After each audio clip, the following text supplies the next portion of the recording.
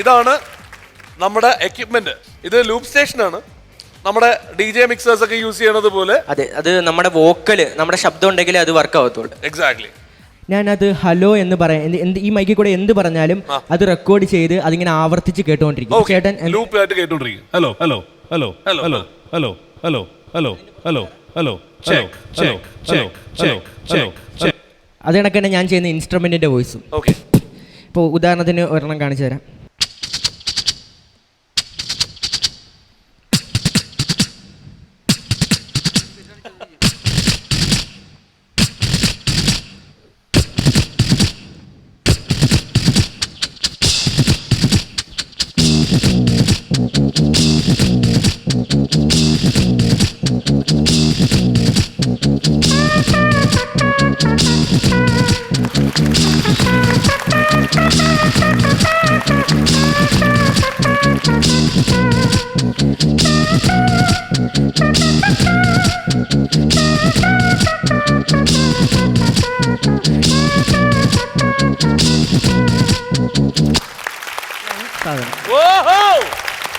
എങ്ങനെയാണ് ടെക്നോളജിയുടെ ഭാഗത്തേക്ക് മിമിക്രി കടന്നിരിക്കുകയാണ്.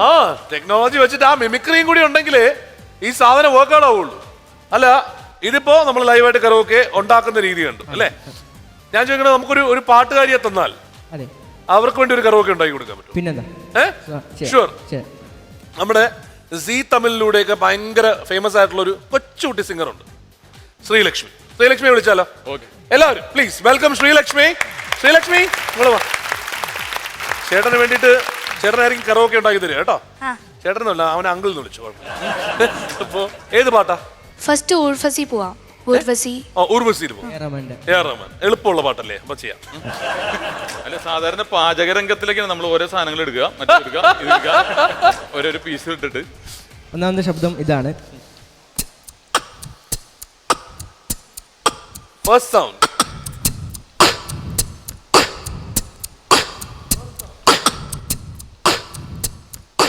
മൂന്ന്.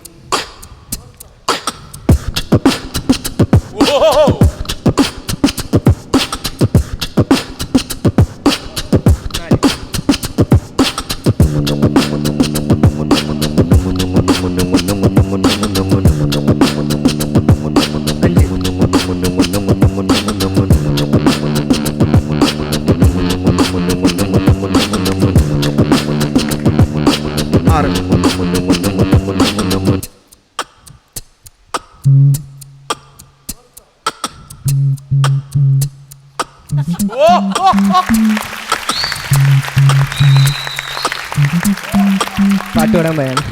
ഊവസേ ഊവസേ തെക്കിടിസേ ഊവസേ.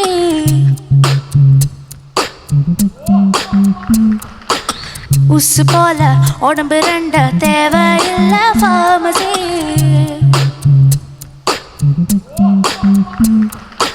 ഊവസേ ഊവസേ തെക്കിടിസേ